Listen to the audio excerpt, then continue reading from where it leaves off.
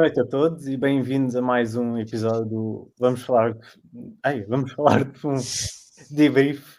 Ahm, e gostaria, antes de avançar, como sempre, de agradecer a todos os que estão a ver, e especialmente aos patronos e patronas que apoiam o podcast, e convidar também a quem nos segue a apoiar o podcast em patreon.com/vff1, e também informar que podem também seguir o podcast no Instagram ou no Twitter.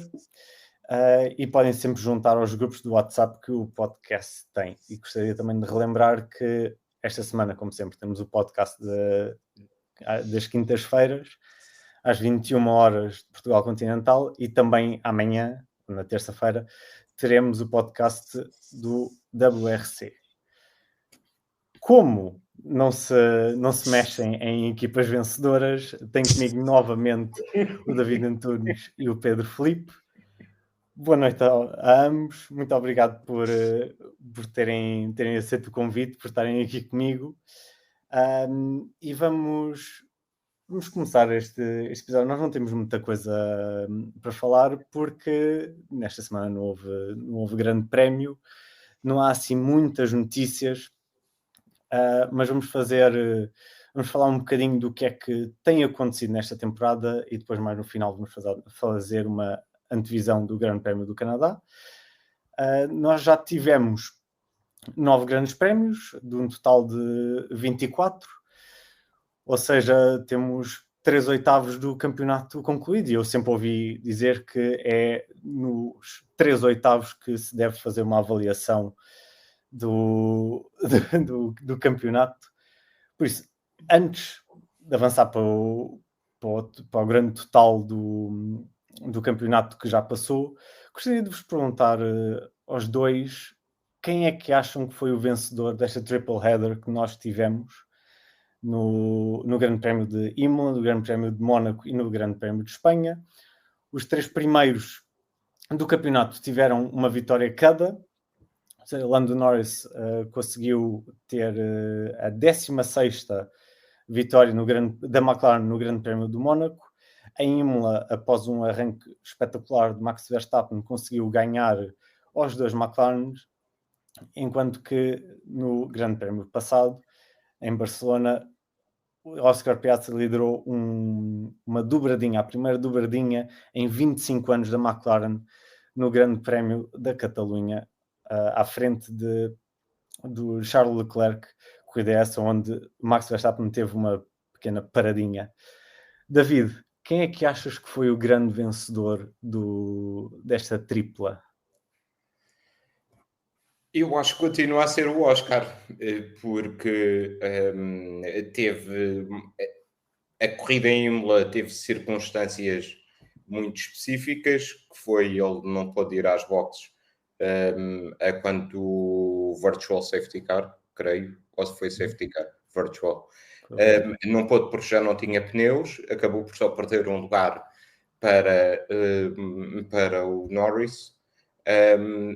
Melhorou em relação ao ano anterior, o mesmo aconteceu no Mónaco, e depois, novamente em Barcelona, volta a afirmar a sua autoridade.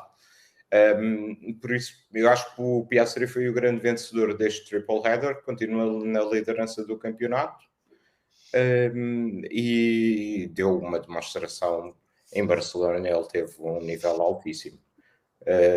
Não sei se queres falar já no derrotado destes 3. Não, ainda não. Vamos guardar o derrotado para depois da resposta do Pedro. E atenção, desculpa, eu estou-me só a referir em relação aos 3 pilotos que estão na luta pelo campeonato. Sim. Claro. Pedro, tendo em consideração que o Lando Norris pareceu parar um bocadinho este elan que o Oscar Piastri tinha criado no início do campeonato, concordas com o David? O Oscar Piastri foi realmente o grande vencedor desta triple header, ou consegues ver pontos positivos para os outros 2 pilotos? Antes de mais, boa noite e obrigado pelo convite. Eu consigo ver positivos nos 3 pilotos, quer dizer, nós estamos a falar de margens muito pequenas Se falarem de derrotados aqui, acho que é um bocadinho forte, mas lá está, nós estamos habituados a fazer top 3 e top 5 e top 10. Mas pronto. Mas eu acho que este início da época, estes 3 oitavos da época do Lando Norris, foi um bocadinho como o teu início do podcast, né? Foi um bocadinho aos soluços. Mas eu acho que tu devias comprar um daqueles cursos que o Alexandre deve estar aí quase a anunciar, de liderança e de falar em público, essas coisas que a gente usa para enganar os mais novos. Não, fora de brincadeira. Eu acho que lá está, eu acho que é muito cedo para estarmos aqui, e eu sou culpado disso, fazer funerais ou cantar muitas loas aos pilotos. Nós estamos a ter um campeonato super animado. Eu pelo menos estou a gostar. Não posso queixar de... O Mónaco, ok, queixo-me porque sou português e tenho que me queixar de alguma coisa. Como estamos a falar em off, está muito sol, está muita chuva, está muito frio, está sempre alguma coisa muito, muito desagradável. Mas eu acho que o campeonato está trincadinho, está bom assim. É pena não haver lá um Ferrari no meio. É pena não haver o segundo Red Bull mais perto do top 10. Não, assim, precisa de bastante para estar perto do top 10. Mas estou extremamente motivado para o que resta do campeonato, lá para os 5 oitavos que faltam. Só um engenheiro que podia começar com uma coisa desta. Eu acho que o Oscar Piastri acaba por ser, porque isto estamos a falar de sensações, também que a classificação não aumente, mas eu creio que o Oscar terá alguma vantagem, ou teve alguma vantagem, ainda que seja psicológica ou mental, porque não quebra. Ele não me recorda, fora o erro que ele teve em Melbourne, e eu acho que ele não vai voltar a acontecer aquilo que aconteceu em Imola, de deixar passar, eu ia quase dizer Samarino, mas isso é o vício dos anos 80. Aquilo que aconteceu em Imola, deixar-se passar pelo Max, que é o Max, quer dizer, não é um tipo qualquer, naquele sítio, daquela forma, acho que não vai voltar a acontecer. E ele nunca quebrou. E eu acho que é um caso sério que temos ali. Um Oscar Piastri cada vez mais confiante, cada vez mais...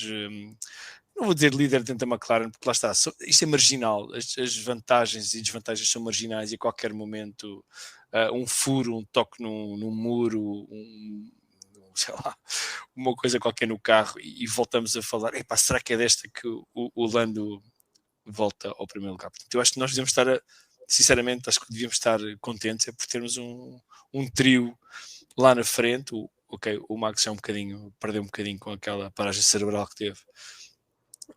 Perdeu um bocadinho do comboio, mas eu acho que temos um campeonato ultra disputado, mas dou primazia ao Oscar, neste caso, ao Piastri. Ok, muito bem. Então, antes de mais, muito obrigado a todos que estão a comentar. O Bruno Paiva diz que é sempre o Oscar, a meu ver. Sorte faz parte, mas estar no lugar certo também é eficaz. O Oscar está em grande forma e mostra que é um futuro campeão. O Oscar tem realmente uma grande vantagem, pelo menos nesta triple header que passou, porque ele teve 2 fins de semana, eu não vou dizer fins de semana maus, mas o de Imola não lhe correu bem realmente. Mas ele mesmo assim conseguiu manter-se no pódio e não perder assim muitos pontos para o Lando Norris. Ele acaba esta triple header e os 3 oitavos do campeonato com mais 10 pontos com o seu colega de equipa e tem quase 2 vitórias de vantagem para o Max Verstappen. David, falaste de derrotados. Quem é que é o teu derrotado destes 3? Aliás, destes 2, porque na verdade só o Oscar já venceu. Honestamente, eu acho que é o Max, exatamente como o Pedro bem referiu, por causa da situação de Barcelona, num campeonato tão disputado, em que estão 3 pilotos ali tão próximos, de repente ficas em 10º.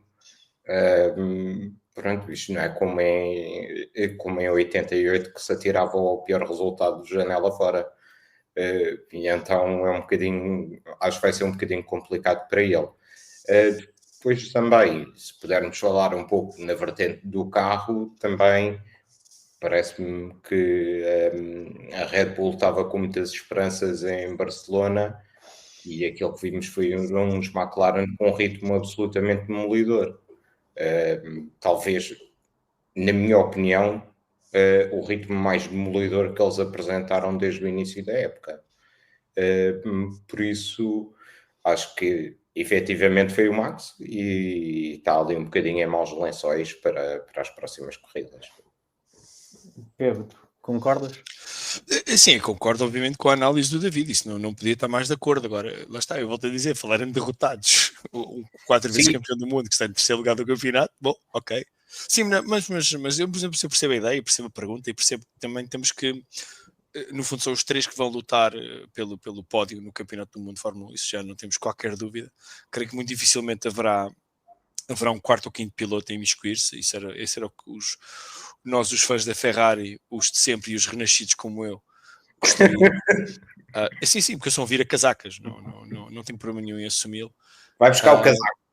O casaco agora não posso porque teria que me deslocar e isso, para quem está em direto, sobretudo que temos a Bola TV também, portanto não seria de bom tom, não seria boa televisão. Eu sair agora daqui, levantar-me desta cadeira, mas pronto. Eu diria que, lá está, e volto a insistir nisto, o campeonato para mim está lançadíssimo, eu estou a gostar imenso de ver. Podemos falar depois mais à frente de outros pilotos que eu gostava que estivessem um bocadinho melhor, para além do óbvio, que até está aqui por cima do meu ombro, não sei se vocês conseguem ver, ele está ali. Gostava de falar de outros pilotos, mas o Max dos 3 obviamente é o que está em posição mais precária, e só porque tem o pior carro dos 2. O Red Bull nem sequer é o segundo melhor carro, na minha opinião, no global. Tem um piloto que faz a diferença, não é? Aquele piloto que com um carro difícil consegue comatar algumas fragilidades, sobretudo de inserção em curva, etc., de controle do carro em curva, que outros pilotos, está comprovadíssimo, não conseguem fazer. Eu acho que o Max dos 3, obviamente, é o que tem a tarefa mais difícil, mas eu não vou descartar o Max enquanto matematicamente for possível, porque o tipo é um animal competitivo, ele não desiste, dificilmente deitará a toalha ao chão, por muito que os GT3 sejam apetecíveis e a nova equipa de simulador que ele tem, etc., de iRacing. Eu continuo a achar o Max, lá está, é o terceiro deste trio Admira, não é? Mas lá está, eles são, nós podemos imitar, nós somos os 3, que a semana passada, estamos aqui esta semana. Quem é quem neste grupo, não é? Não sei, eu não quero ser da McLaren porque o carro é fake como o diabo. Portanto, não. É o mais bonito deles todos, é o mais bonito deles todos. Já agora, só para esclarecer, para esclarecer, o livro que está aqui atrás é uma prenda de um parceiro nosso aqui do VFF1 e eu não vou deixar de o ter aqui na minha prateleira, porque é uma prenda que eu prezo muito, portanto está aqui à amostra de todos, sem vergonhas. Foi no Secret Santa. Não, e depois posso-vos dizer quem foi que ofereceu, mas vocês podem calcular também. Eu sei quem foi. O David mencionou o facto de achar que a Red Bull é uma derrotada nesta triple header, que liga perfeitamente com o próximo ponto de conversa, até parece que isto aqui foi planeado, porque o Helmut Marko admitiu ter ficado um bocado desapontado com a diferença da Red Bull para a McLaren após a nova diretriz técnica, ou seja, o caso todo das asas flexíveis. Neste caso, David, terá a Red Bull finalmente, depois deste resultado, de olhar para o seu carro e perceber exatamente qual é que é o seu erro, em vez de estar simplesmente à procura de tentar encontrar e cancelar o segredo do carro da McLaren? Eu creio que sim, porque vi umas notícias, não consigo agora referir a fonte, de que o Warner tinha dado um ultimato à equipa sobre o desenvolvimento técnico do carro para até a seguir ao verão estarem as questões resolvidas. Portanto, estas declarações do Helmut Marko foram muito interessantes, porque ele veio mesmo dizer o que é que eles estavam à espera que acontecesse em Barcelona com a nova diretiva técnica e que não se verificou. E se calhar conseguimos agora contextualizar um pouco melhor as declarações do Max antes do Grande Prémio do Mónaco, em que quase que dava a entender uma eventual decisão sobre o seu futuro, assim, um bocadinho entre linhas, após o Grande Prémio de Barcelona, que era aí que estava à espera de ver o andamento do carro e tudo isso. Portanto, eu acho que eles aqui, primeiro, tiveram a perder tempo desnecessário, porque tiveram a perder mais tempo a tentar destabilizar uma equipa rival, em vez de trabalharem no carro para conseguir rivalizar com essa equipa, e acabou por não compensar nada, porque lá está, como referimos ainda há pouco, o ritmo da McLaren foi, eu acho que foi mesmo avassalador no Grande Prémio de Barcelona. Por isso acho que eles agora têm um problema grave, que é, vão ter que transmitir ao principal piloto confiança na direção que têm gente na equipa para desenvolver um carro e que são capazes de lhe dar um carro capaz de lutar pelo campeonato do mundo. Não é que este não esteja, mas é muito no braço. Por isso, mas foi interessante. Pedro, tu também, tendo em consideração o que nós tínhamos estado a ouvir e a força com que a Red Bull quase que forçou a FIA a tomar esta decisão da nova diretriz técnica, também ficaste um bocado desapontado com esta diferença que a Red Bull teve para a McLaren? E como o David disse no final do Grande Prémio, após o safety car, a McLaren teve mais de um segundo por volta mais rápido que todos os outros carros. É verdade. Eu fico desapontado, sim, em tese. Ou seja, eu não gosto de mudanças de regras a meio da época, e falámos disso aqui a semana passada. Acho que não é justo, acho que não é assim que se faz. Se bem que estava previsto, obviamente, desde o início da temporada, que iria haver esta diretiva técnica a ser implementada em Barcelona. Portanto, se estava combinado e todos concordaram. Eu, por princípio, não estou de acordo com estas alterações, mas obviamente há sempre aquela esperança que haver aqui um duplo difusor, uma bala mágica que alguém descubra, nas asas ou não, que possam alterar a ordem das coisas, porque a gente quer chavascal e confusão e incerteza nos resultados e luta roda a roda, e que não haja precisões como no Mónaco, se bem que a pista não ajuda, mas que não haja precisões e um domínio avassalador de uma só equipa, que parece ser um bocadinho a história da Fórmula 1, com exceções a espaços nos últimos anos. Não fiquei surpreendido, porque isto não é aqueles jogos que nós jogávamos quando éramos miúdos no computador, em que era à vez, que agora jogas tu, agora jogo eu. Não, isto não é xadrez. As equipas estão todas a trabalhar ao mesmo tempo. Sabendo que vai haver uma diretiva técnica, obviamente que elas esmifraram tudo o que puderam da asa que tinham, da Bendy Wing, da Flexi Wing que tinham, mas foram trabalhar nas outras, naquelas asas mais rígidas, e não pararam de o fazer. E parece que a McLaren não só é boa a fazer coisas flexíveis, como é boa a fazer coisas mais rígidas. E melhor que os outros todos, aparentemente. E parece-me que a vantagem da McLaren não está só ali. Acho que haverá outras coisas. Na cor não é certamente, que aquilo é de fugir. É de fugir. Mas que o carro é bom que se farta. Aquilo anda a sério. Agora, o que a Red Bull fez, e já agora como ninguém o fez, eu vou fazê-lo, não tenho problema nenhum em fazê-lo, chorão. Red Bull, chorões, não são racers, são chorões, porque cada vez que o Toto Wolff falava e se queixava era um chorão. O Warner Spice Boy, quando fala, não pode ser considerado um racer, tem que ser um chorão também. Portanto, são todos chorões. Isto prova que eles são todos iguais, todos se queixam dos pneus, todos se queixam da temperatura, todos se queixam do toque que levaram ou não levaram, ou que acham que levaram de propósito. Portanto, até os diretores de equipa, para o Christian Horner, eu diria, change your effing car. Portanto, temos pena. Pois, realmente eles passaram muito tempo a chorar e a chorar, isto é como quem diz, a mandar bocas e a mencionar esta diretriz técnica como se fosse um reset. Como adepto da McLaren, achei um bocado é irónico, parecer que a distância acabou por aumentar um bocadinho, mas também foi uma corrida e pode mudar muito rapidamente.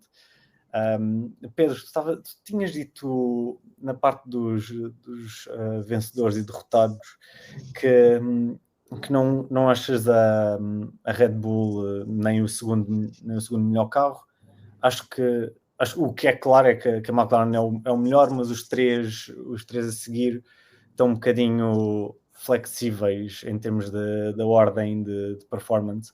Acreditas que um deles possa ter um cenário como 2024, como a McLaren no ano passado, em que passou do quarto melhor carro para no final ganhar o campeonato de construtores e lutar pelo campeonato de pilotos, e talvez o Max Verstappen consiga ter um bocado do que o Vettel teve em 2013 e fazer uma remontada gigante na segunda metade do campeonato? Lá está, eu queria, eu desejo que isso aconteça, seja o Max, seja a Ferrari, seja a Mercedes, seja uma Aston Martin, seja quem for. Ou seja, és anti-McLaren, portanto. Exatamente, eu sou anti-McLaren e aqui me confesso, eu ferrarista renascido, anti-McLaren me confesso, não? Isto é quase um poema, se eu tivesse jeito para os fazer. Não, o que me parece é... eu acho que a McLaren tem um domínio assegurado mais ou menos do campeonato até ao fim, porque não estou a ver num cenário prático e da história dos últimos anos, com exceção da própria McLaren, que haja uma recuperação técnica possível que colmate este segundo de vantagem que eles já têm, ou pelo menos estiveram em Barcelona, que é, digamos assim, aquela pista, aquele circuito de benchmark que todos conhecem com a palma da mão. Eu chamo-lhe o Estoril da Temu, ou da Wish, como queiram, mas não deixa de ser uma pista que todos conhecem muito bem, porque testam lá há não sei quantos anos, mesmo com a limitação de testes, era lá que eram feitos os shakedowns e os testes de princípio da época. O que eu acho, eu acho que o Red Bull não é no segundo, e se calhar não é o terceiro melhor carro, porque veja-se onde é que está o segundo Red Bull. Né? Se nós formos fazer uma média das classificações do Red Bull, tu tiras o Max e o Red Bull é um carro medíocre, para não dizer outra coisa. Portanto, eu creio que a Ferrari e a McLaren, a Ferrari e a Mercedes estarão claramente acima do Red Bull em média. O que desfaz esta média, o que estraga as contas a toda a gente, e ainda bem, é ter o Maximilian, o puto belga, ao volante daquele carro. Agora, o que eu acho que vai acontecer é outra vez arroz, é mais do mesmo, porque as equipas também não se deixam ficar nisto, e a McLaren provou, porque veio uma diretiva técnica a Jesus, toda a gente com o cabelo a arder, e vamos ter aqui uma alteração de hierarquia. E não foi isso que aconteceu, foi exatamente o oposto.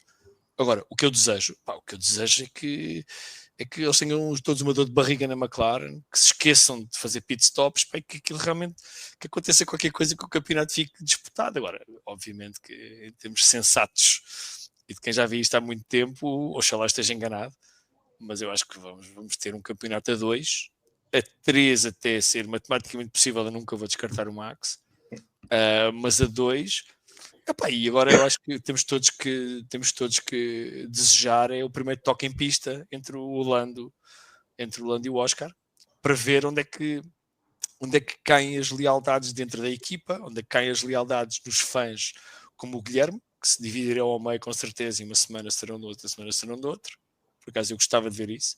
Vou comprar todas as pipocas que conseguir aqui na minha ilha, mas acho que vai ser essa a luta. Não estamos aqui a enganar-nos a nós próprios. Eu estou a tentar fazer um exercício mental, mas não consigo, porque acho que é demasiado evidente o domínio, e o merecido, atenção. E se formos a ver, a McLaren é uma equipa muito simpática, eu gosto deles. Não tem. O pior é a cor do carro. Já deu a volta. O pior é a cor do carro. Pior é a cor do carro. Não é porque se apresenta. Nada, pá. Anti-Red Bull são palavras tuas, Guilherme. Anti-Red Bull, perdão. Anti-Red Bull, estás a ver? Foste uma boca para a verdade. Isto. Anti-Red Bull. Isto. Fizeste-me dizer a verdade. Anti-McLaren. Não, nunca fui. O Sérgio está a tocar no ponto do ritmo, a dizer que não concorda com o que eu disse em relação à distância. E vai. Tenho pena do Sérgio não concordar comigo. Eu sempre pensei que ele era meu aliado, afinal estava enganado. Mas ele diz que ao fim de 40 voltas estavam com mais uma paragem a 4 segundos. Prove me wrong. Nesse caso não estás enganado. O que eu estou a dizer é a seguir ao safety car. A seguir ao safety car, onde obviamente o Max estava com pneus duros, mas estavam mais ou menos todos com o mesmo tipo de pneus, e quando eu digo todos é o top 3, que acabou no pódio, e a verdade é que acabaram com mais de 7 segundos de distância em 6 voltas. É com esse ritmo que eu estou a dizer. Posso só concordar contigo, Guilherme, Claro. por um motivo, é que eles estavam os dois em luta, um com o outro, e eu acho que o Leclerc estava arrumadinho no terceiro lugar, não tinha nada com que se preocupar, e eu acho que os dois ao despique é que deu para ver o verdadeiro ritmo daquele carro. Exatamente. Por isso é que é essa a diferença. Exato. Mas continuando agora continuando no tema da Red Bull, saiu a notícia do plano de contingência que a equipa tem para uma eventual suspensão do Max Verstappen, que envolveria a subida ou do Adjar ou do Lawson para a equipa principal da Red Bull. O Iwasa na Minardi e o Lindblad teria autorização para ter a superlicença, porque já tem pontos suficientes, apesar de não ter a idade mínima, e o piloto britânico passaria a piloto de reserva. David, tu és o especialista nos pilotos jovens. Foste o olheiro que descobriu o Ollie Behrman. O embuste! Concordas com esta escolha de pilotos, potencialmente o Iwasa a subir para a Toro Rosso, com o Lindblad a assumir a sua posição de piloto reserva? Achas que o Lindblad poderia subir diretamente para esse lugar e entrar Adjar e Lawson? Qual é que tu esta pergunta eu acho que é bastante simples, na verdade. É assim.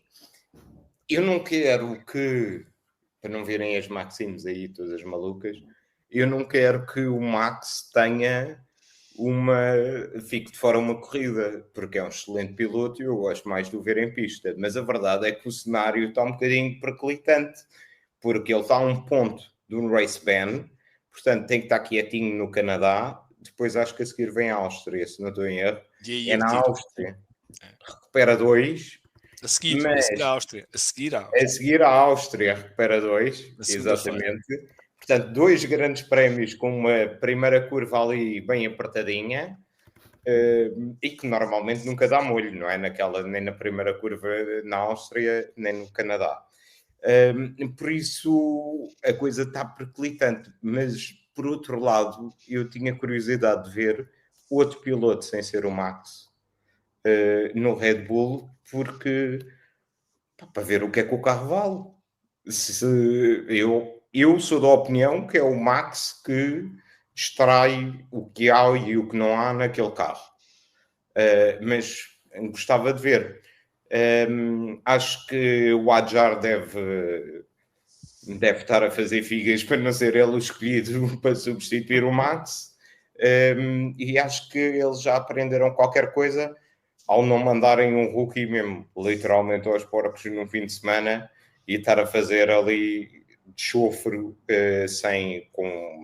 apesar de ele já ter tido alguns quilómetros no Fórmula 1, ir logo com aquela pressão toda de fazer um grande prémio. Portanto, parece-me interessante. Agora, eu acho é que, infelizmente, esse race ban, mais tarde ou mais cedo, vai acontecer.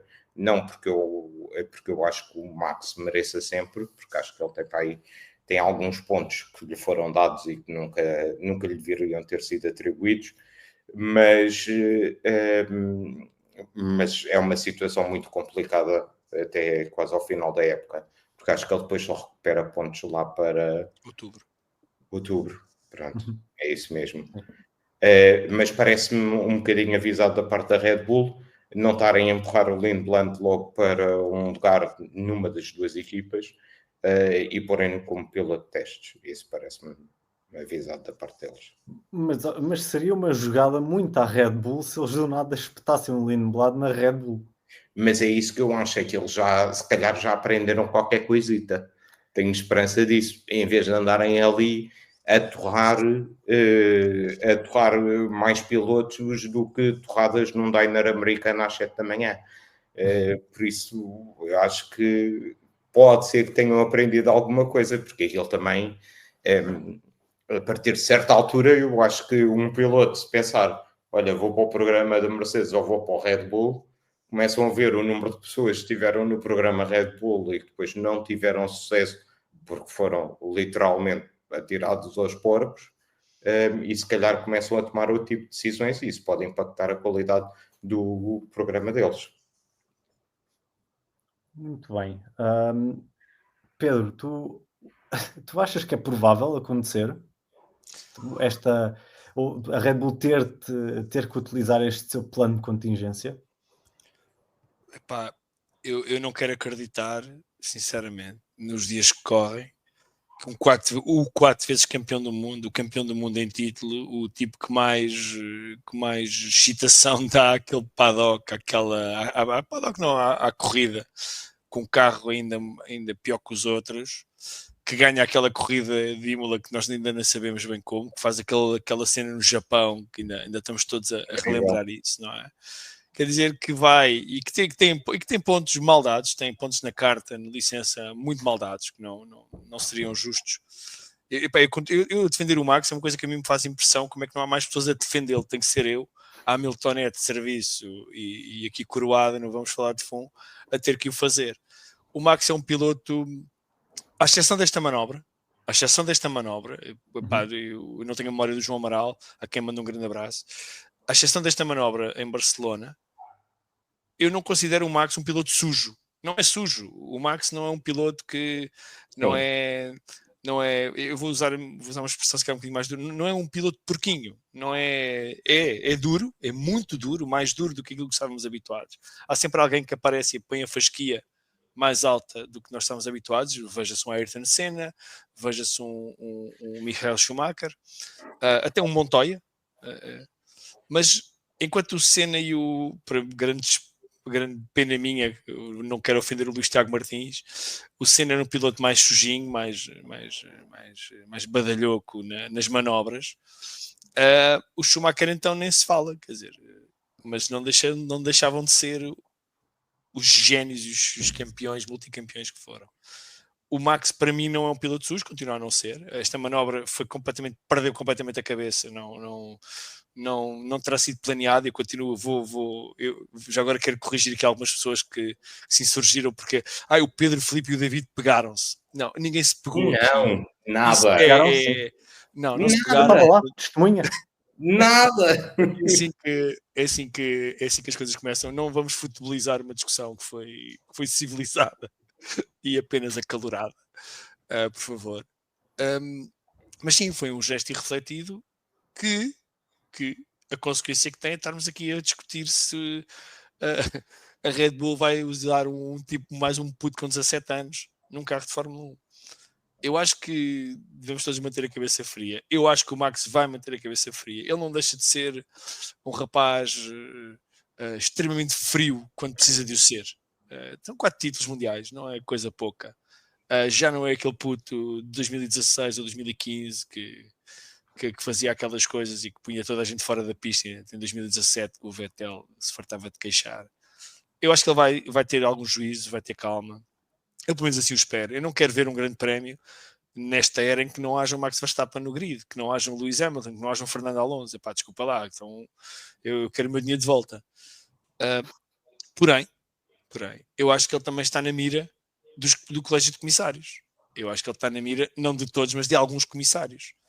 Porque eu também acho que a nacionalidade ajuda, os títulos também, mas a nacionalidade ajuda a não serem penalizados ou a serem penalizados em demasia. E pronto, esse cenário está-se a colocar. O que a Red Bull vai fazer? Bom, só eles sabem, acho que nem eles sabem. Aliás, acho que não sabem, acho que devem andar a criar cenários, cenários nas nuvens. Porém, eu acho que assim que o Max levar o primeiro ponto, há 2 tipos que desligam imediatamente o telefone. Um deles é o Adjar e o outro, se calhar, vai ser o Lawson, que se calhar não quer voltar a passar pelo tarião que levou enquanto lá andou.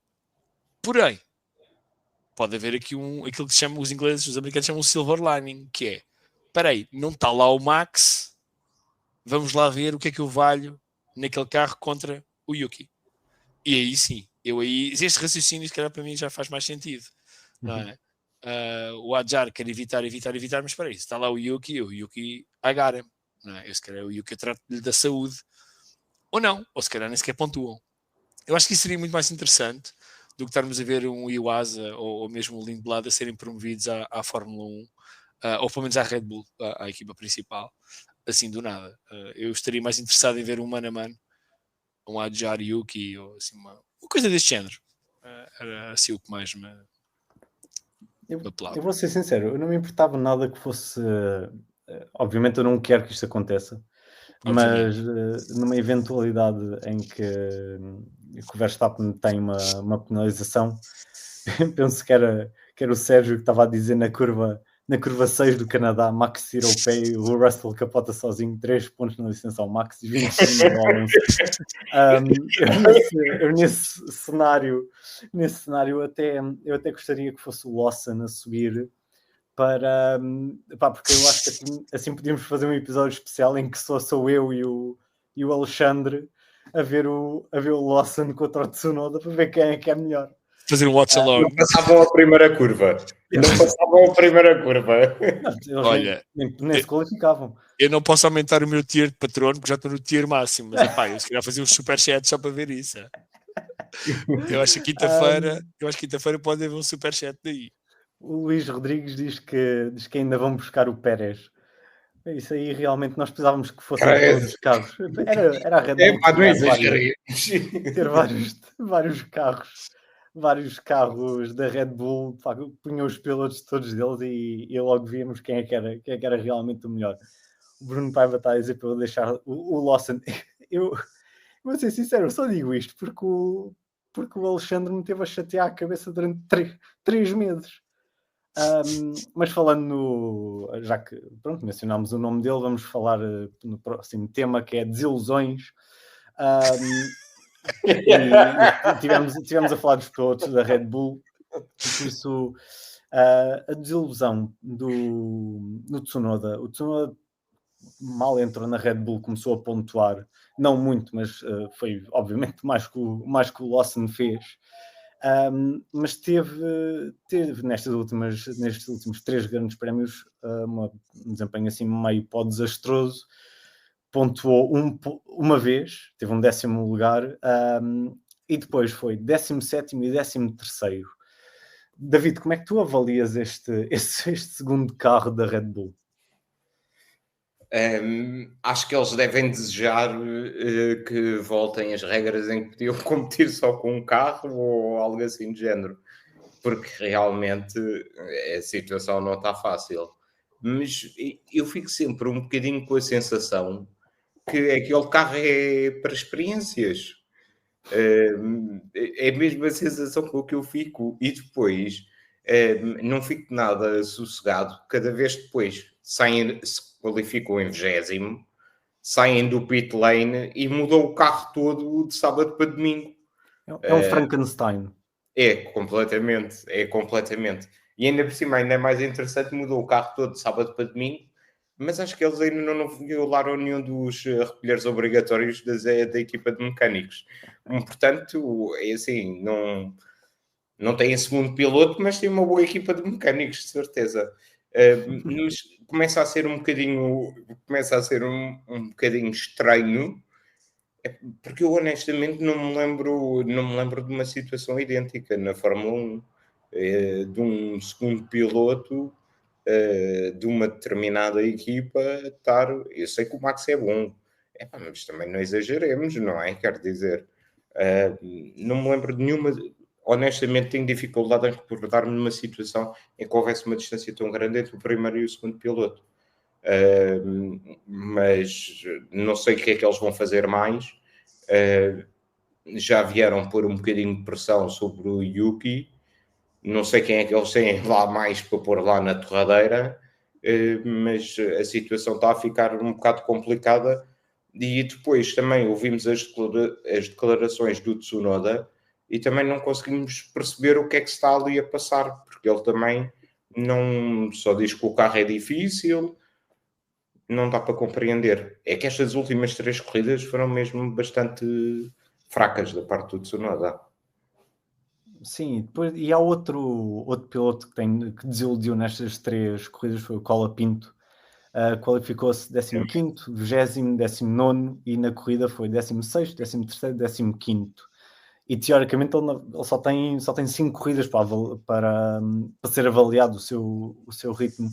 Pedro, o que é que tu achas deste desempenho do Colapinto depois de, no ano passado, ele até foi equacionado para o lugar de colega de equipa do Max Verstappen. Como é que tu vês estes resultados? Eu posso responder à tua pergunta, mas posso ir ao Yuki, só para dizer uma coisa. Sim, rápido. Eu quero tirar as facas das costas do Yuki, aquelas que vocês acabaram de espetar nas costas do rapaz, porque eu sinceramente, eu acho o Yuki, eu acho que ele não é a desilusão, acho que é mesmo o carro, sinceramente. Acho que o Yuki Tsunoda já deu mais do que provas, e o Alexandre, se estivesse aqui, diria isso, Guilherme, mais do que provas que é um grandíssimo piloto, apesar do seu 1,5 metro. Estamos de acordo em relação a isso. É um tipo com imenso talento. Agora, eu acho sinceramente que ele tem uma ferramenta debaixo dele, tem um carro ali que ele sinceramente ele não sabe o que fazer com aquilo. Eu acho que poucos saberiam e nós temos essa prova, temos isso mais ou menos comprovado, não é? O Liam Lawson também, eu tive alguma esperança nele, mas também não é nenhum cepo, quer dizer, não é propriamente um Latifi ou um Mazepin, acho que são os dois substancialmente melhores do que aqueles outros que lá passaram, a figuras bastante simpáticas. Portanto, eu queria que o Yuki tivesse pelo menos a minha solidariedade. Eu não sei falar japonês, mas eu queria demonstrar a minha solidariedade e dizer que o David e o Guilherme são mesmo são uma reza. Eu não questionei o piloto. Eu não questionei o piloto. Sei que sim. Mas o Guilherme referiu o carro Frankenstein. O último a falar. Lá estão eles a pegar-te outra vez. Boa televisão. Eu não referi o piloto. Pipocas. Em relação ao Colapinto, aí sim, se calhar temos uma questão um bocadinho diferente, porque lá está, continuo a achar que é um ótimo piloto, que é um bom piloto, lá está, e que tem uma coisa muito, para mim, uma qualidade extremamente valiosa a seu favor, que é ter um sentido de humor fantástico. E eu, sinceramente, com o humor, acho que tudo fica melhor, inclusive um piloto de Fórmula 1 mediano, acho que fica bastante melhor aos meus olhos. Mas sim, quer dizer, também ele não entra numa situação, entra à quarta corrida, quinta corrida, não, à sexta corrida, creio eu, né? Sexta corrida, quando todos nós pensávamos que seria antes, que o Duan tinha lugar era um piloto a prazo, verificou-se, obviamente sem hipótese eu acho que sem culpa própria, que foi em Miami, quer dizer que a equipa fartou-se de cometer erros que só o lixou, quer nos treinos, quer na corrida.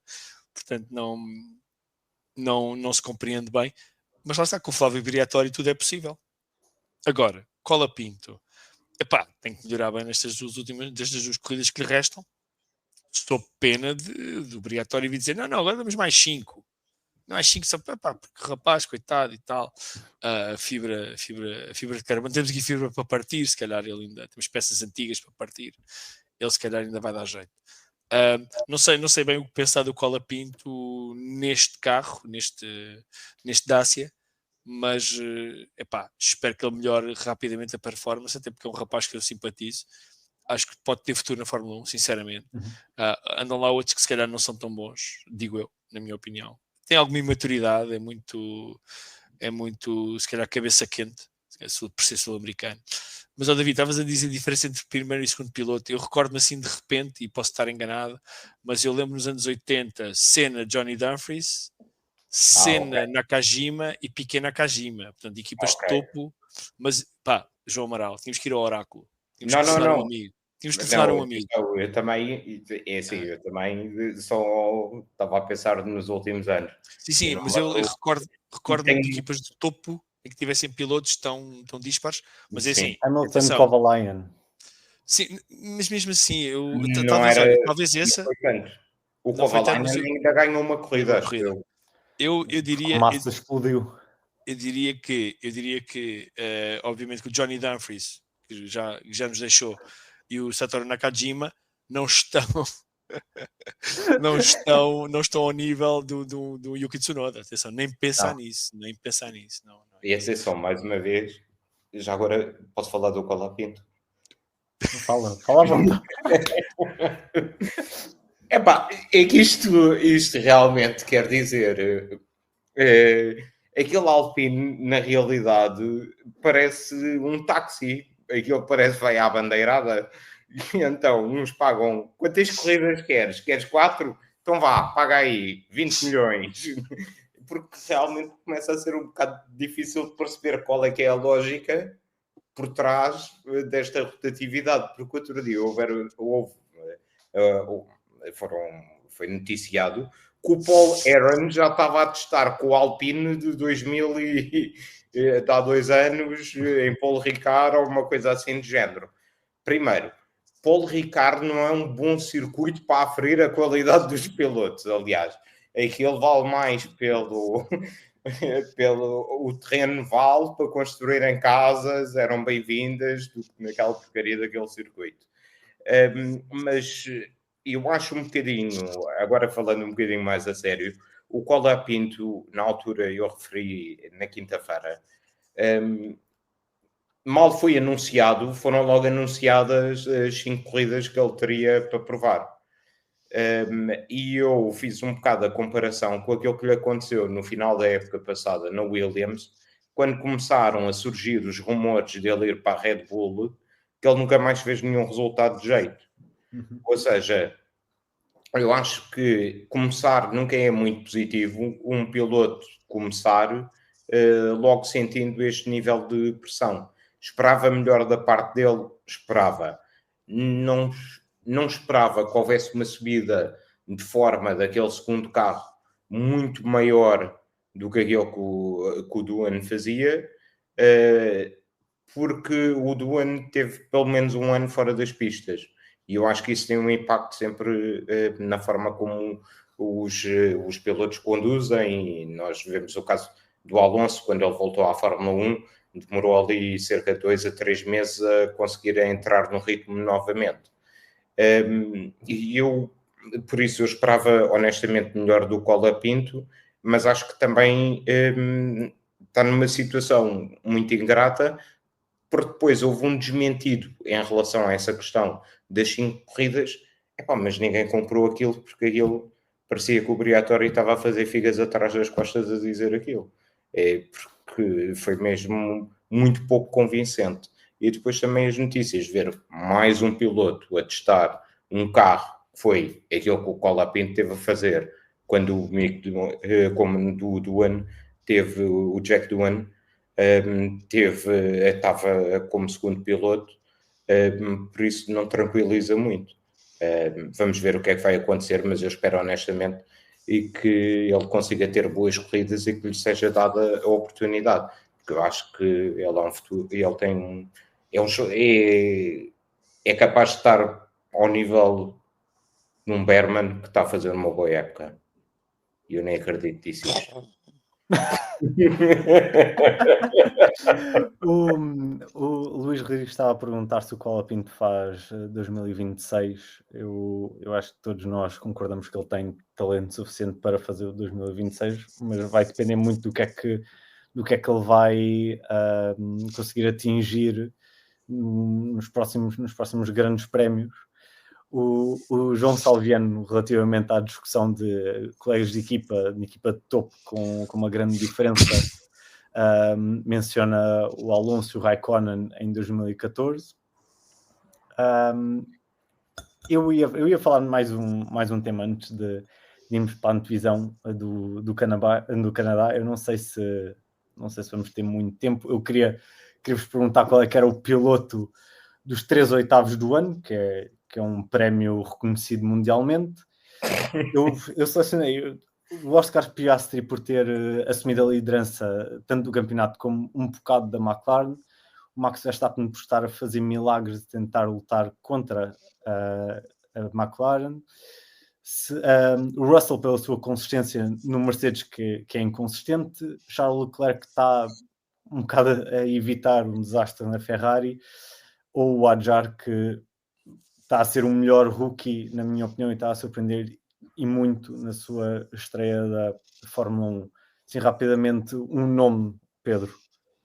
Qual é que eu vou dar o destaque ao Adjar, claramente, porque eu acho que é uma das surpresas, para mim, pela consistência, pelos resultados, pela frieza, depois daquele início tenebroso que teve na Austrália. Eu diria Adjar. Os outros são todos eles pilotos comprovadíssimos, com experiência, andam lá na frente, já estão na Fórmula 1 há alguns anos, no caso do Oscar há 3, pelo menos. Nenhum deles seria surpreendente se alguém caísse agora de Marte e nós lhes contássemos isto. O Adjar ficariam todos assim um bocadinho surpreendidos. Portanto, eu vou dar ao Adjar só por isto, mas qualquer um deles que tu mencionaste merecem claramente um destaque. Eu adicionaria ao Leclerc andar a limpar o chão como 7 vezes campeão do mundo, fazendo minhas as palavras do Sérgio de Matos. Esse poeta, muito conhecido do BFF1. David, quem é que é para ti o piloto?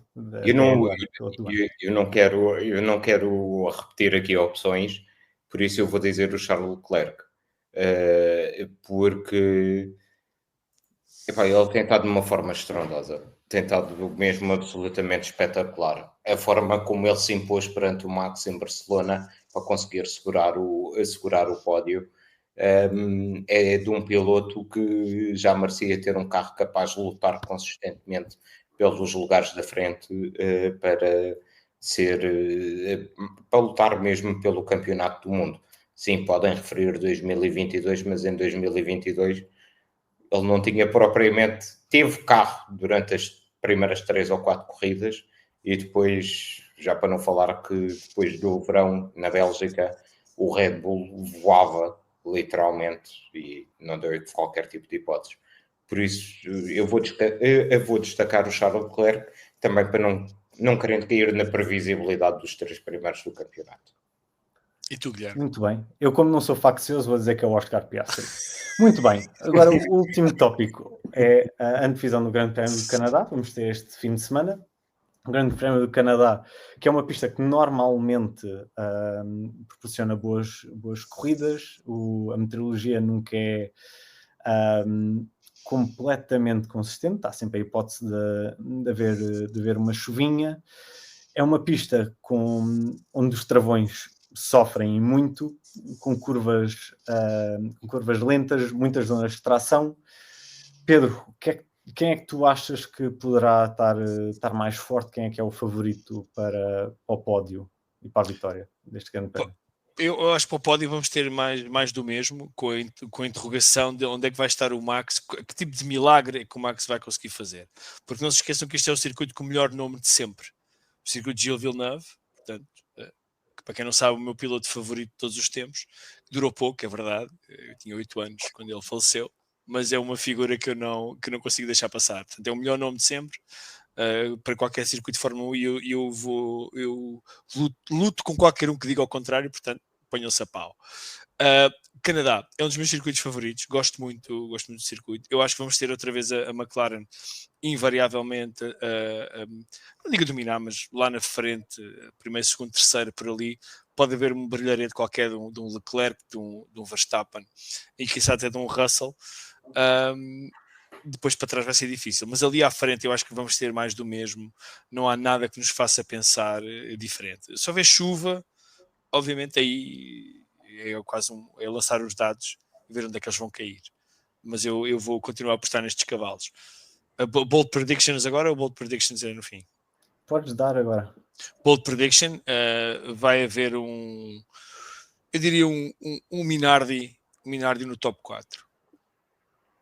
Muito bem. David, tu discordas do Pedro Filipe quando ele diz que o circuito do Canadá tem o melhor nome do mundo? Não, por acaso não discordo.